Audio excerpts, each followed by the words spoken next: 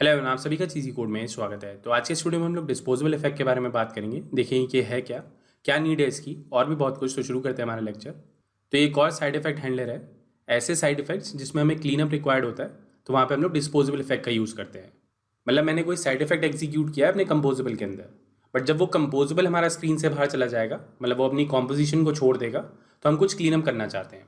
तो उस चीज़ के लिए हम लोग इस डिस्पोजेबल इफेक्ट का यूज़ करते हैं।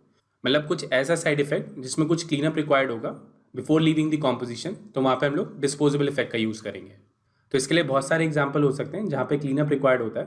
फॉर एग्जांपल, मैंने अपने कंपोजेबल के अंदर लोकेशन सर्विस को एक्सेस किया है, तो मैं चाहता हूँ जब वो कंपोजेबल हमारा स्क्रीन से बाहर जाए, तो हमारा लोकेशन सर्विस का जो ऑब्जेक्ट है उसको मैं डिस्पोज कर दूँ।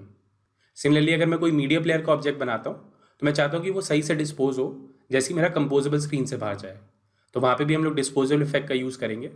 सिमिलरली, आपने अपने कंपोजेबल के अंदर कुछ इवेंट लिसनर्स बाइंड किए हैं, तो आप चाहते हैं कि जैसे आपका कंपोजेबल स्क्रीन से बाहर जाए, तो वो जितने भी लिसनर्स हैं वो रिमूव हो जाएं। तो इस जगह पे भी हम लोग डिस्पोजेबल इफेक्ट का यूज़ करेंगे, क्योंकि कॉम्पोजिशन को छोड़ने से पहले, मतलब उसको लीव करने से पहले, मैं कुछ क्लीन अप करना चाहता हूँ। तो वो जो क्लीन अप वाला कोड है वो हम लोग इस डिस्पोजेबल इफेक्ट में एग्जीक्यूट करेंगे। तो ये बेसिकली हमारे को एक जगह देता है जहाँ पे हम लोग अपना क्लीन अप वाला कोड एग्जीक्यूट करा सकते हैं। तो सिंपल सा कॉन्सेप्ट है। तो जिस तरीके से लॉन्च इफेक्ट को लिखते हैं, सेम उसी तरीके से हम लोग डिस्पोजेबल इफेक्ट को भी लिखते हैं। तो यहाँ पे मैं इसको इंप्लीमेंट करके दिखाता हूँ। तो यहाँ पे एक स्टेट डिफाइन करते हैं और इसके अंदर म्यूटेबल स्टेट ऑफ का यूज़ करेंगे। तो सिंपली अभी के लिए यहाँ पे फॉल्स पास कर देते हैं। तो इस तरीके से मैंने एक स्टेट का वेरिएबल डिफाइन किया, और यहाँ पे मैं डिस्पोजेबल इफेक्ट का यूज़ करूँगा जो हमारी मदद करेगा साइड इफेक्ट्स को एग्जीक्यूट करने के लिए। तो यहाँ पे भी हमारे पास दो पैरामीटर्स हैं, एक हमारे पास की है और एक हमारे पास इफेक्ट वाला कोड है। तो यहाँ पे की में मैं अभी के लिए स्टेट पास कर देता हूँ।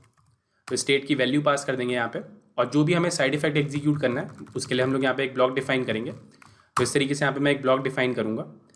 अब इसके अंदर हमारे पास एक और मेथड है ऑन डिस्पोज के नाम से। तो जितना भी मेरा क्लीनअप वाला कोड होगा वो मैं यहाँ पे डिफाइन करूँगा।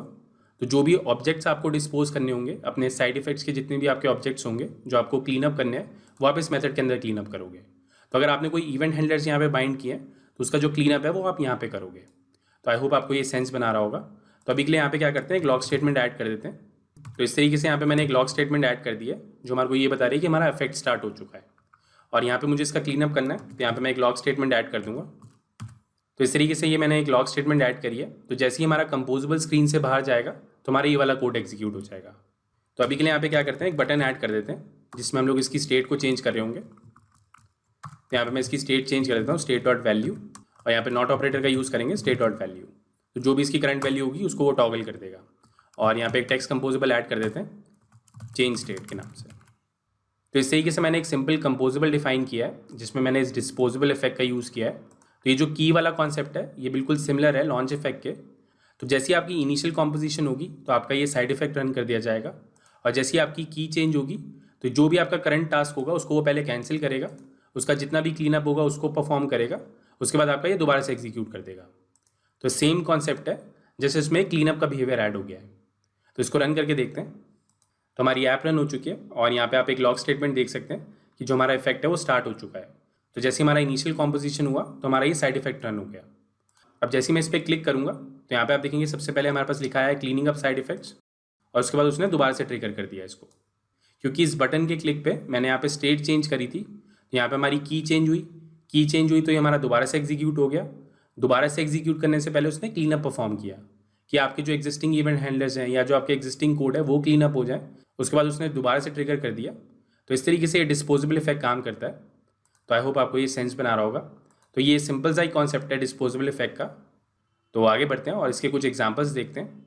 तो इस कोड को मैं ऐसे रिमूव कर देता हूँ, और यहाँ पे मैं एक और कंपोजेबल पेश करता हूँ। तो ये मैंने एक कंपोजेबल डिफाइन किया है मीडिया कंपोजेबल के नाम से, जहाँ पे मैंने इस मीडिया प्लेयर क्लास का यूज़ किया है। तो इस तरीके से हमने अपना कॉन्टेक्स्ट एक्सेस किया है। तो जो हमारी थीम वाली वीडियो थी उसमें मैंने बताया था कि किस तरीके से हम लोग लोकल ऑब्जेक्ट्स का यूज़ करते हैं। तो यहाँ पे हमने इस तरीके से कॉन्टेक्स्ट को एक्सेस किया है, और इस डिस्पोजेबल इफेक्ट के अंदर यहाँ पे मैंने यूनिट पास किया है कि हमारा सिर्फ वन टाइम कॉल होगा। उसके बाद मैंने क्या किया, मीडिया प्लेयर का ऑब्जेक्ट बनाया जिसमें मैंने एक फाइल पास करी ग्लास के नाम से। तो मैंने इस प्रोजेक्ट के अंदर यहाँ पे आप देखेंगे मैंने रॉ नाम का एक फोल्डर क्रिएट किया है जिसमें मैंने एक MP3 फाइल ऐड करी है। तो बेसिकली हम लोग यहाँ पे क्या कर रहे हैं, इस मीडिया प्लेयर की मदद से इस फाइल को रन कर रहे हैं। तो ये हमारी एग्जीक्यूट हो जाएगी, मतलब हमारा ऑडियो जो है वो प्ले होने लग जाएगा। और ऑन डिस्पोज पे मैंने क्या कोड लिखा है कि हमारा जो मीडिया है उसको स्टॉप कर दो और उस ऑब्जेक्ट को रिलीज़ कर दो। तो ये हमारा क्लीनअप वाला कोड है।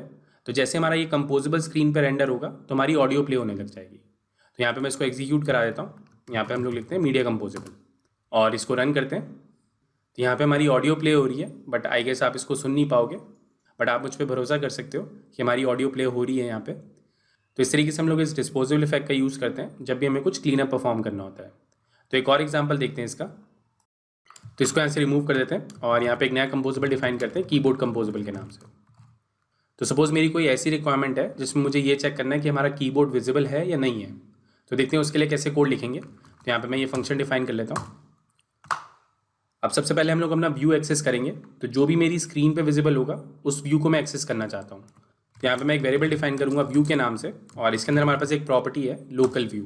तो इसका हम लोग यूज़ करेंगे। इसके अंदर ये जो हमारे पास करंट व्यू है उसको मैं एक्सेस करना चाहता हूँ।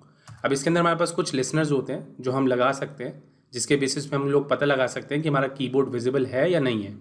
अब यहाँ पे मैं एक लिसनर लगा रहा हूँ। तो जब ये मेरा कंपोजिशन छोड़ेगा, मतलब हमारा कंपोजेबल जो है वो स्क्रीन से बाहर जाएगा, तो वो लिसनर जो है वो रिमूव भी होना चाहिए, वरना वो हमारी मेमोरी लीक करेगा। तो यहाँ पे हम लोग डिस्पोजेबल इफेक्ट का यूज़ करेंगे।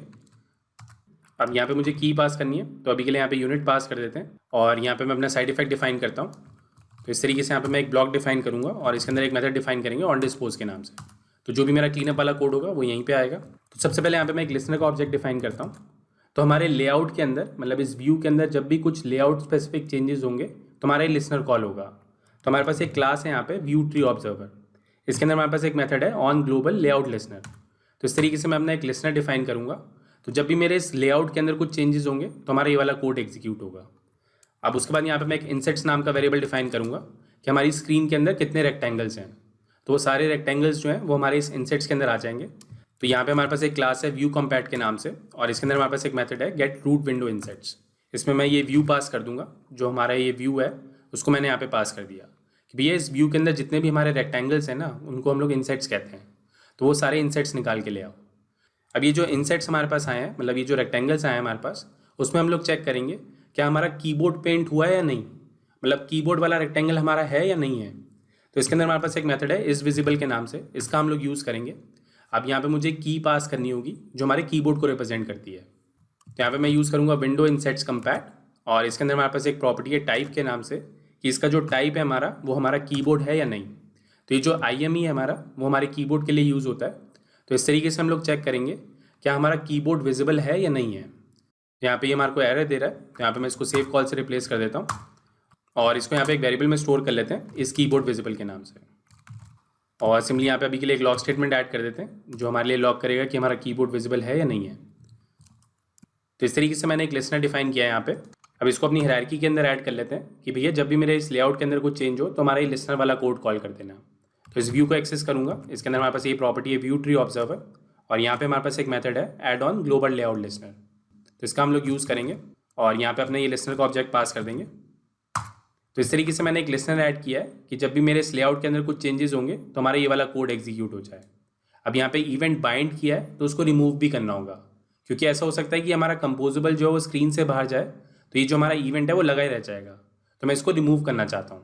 तो यहाँ पे हम लोग इस ऑन डिस्पोज का यूज़ करेंगे। तो सेम कोड होगा, यहाँ पे मैं लिखूँगा view dot view tree observer और इसके अंदर हमारे पास एक मेथड है remove on global layout listener. तो इसका हम लोग यूज़ करेंगे और यहाँ पे मैं ये लिसनर का ऑब्जेक्ट पास कर दूंगा।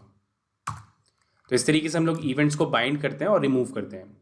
तो इस तरीके से जो भी आपके लिसनर्स होंगे जो आपने यहाँ पे बाइंड किए हैं उनको आपको यहाँ पे रिमूव करना होगा, जिससे आपका मेमोरी लीक बच सके। तो आई होप आपको ये सेंस बना रहा होगा और आपको इसकी एडवांटेज समझ में आ रही होगी कि क्यों यहाँ पे हमें ऑन डिस्पोज चाहिए। तो इस तरीके से हमारा ये कीबोर्ड कंपोजेबल है और इसको यहाँ पे मैंने कॉल करा दिया। अभी के लिए क्या करते हैं, यहाँ पे एक टेक्स्ट फील्ड डिफाइन कर देते हैं जिससे हम लोग उसको फोकस कर पाएँ, जिससे हमारा कीबोर्ड ओपन हो जाए। तो यहाँ पे एक एम्प्टी स्ट्रिंग पास कर देते हैं और ऑन चेंज में यहाँ पे मैं एक एम्प्टी लैम्डा पास कर देता हूँ।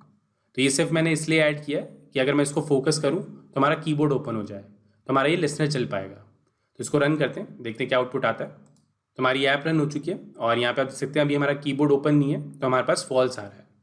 अब जैसे मैं इस पर फोकस करूँगा तो यहाँ पे आप देखेंगे ट्रू आ रहा है हमारे पास और हमारा कीबोर्ड ओपन हो चुका है। अगर मैं इसको क्लोज कर देता हूँ यहाँ से तो दोबारा से हमारे लेआउट में कुछ चेंजेस हुए हैं, तो यहाँ पे हमारे पास फॉल्स आ गया। फॉल्स इसलिए आया कि हमारा कीबोर्ड विजिबल नहीं है। दोबारा से फोकस करता हूँ इस पर तो ये सेम ट्रू फॉल्स आती रहेगी। जब जब हमारा कीबोर्ड विजिबल होगा तो हमारे पास ट्रू आएगा, और अगर हमारा कीबोर्ड विजिबल नहीं होगा तो हमारे पास फॉल्स आएगा। तो इस तरीके से हमारे पास ये एक कंपोजेबल है जो हमारी मदद करता है चेक करने के लिए कि हमारा कीबोर्ड विजिबल है या नहीं है। और इसके अंदर मैंने इस डिस्पोजेबल इफेक्ट का यूज़ किया है क्योंकि यहाँ पे मैंने एक इवेंट बाइंड किया था, उसको मुझे रिमूव भी करना है। तो मैं उम्मीद कर रहा हूँ कि आपको ये वीडियो अच्छा लगा होगा, शायद आपने कुछ नई चीज़ें सीखी होंगी। तो आज की वीडियो को यहीं पे रोकते हैं। वीडियो अच्छा लगा तो प्लीज़ लाइक करें, अगर अभी तक आपने हमें सब्सक्राइब नहीं किया तो प्लीज़ सब्सक्राइब करें। Thank you for watching. आपका दिन शुभ हो। धन्यवाद। ये लैंग्वेज भी सीख लो, वो लैंग्वेज भी सीख लो, जीवन एक रेस है, ऊपर चढ़ना सीख लो। हो जाए जब सब कुछ खुद बनना सीख लो, उठा के बस्ता नाप के रास्ता हर कोई चला है आईटी में। आई टी में आई टी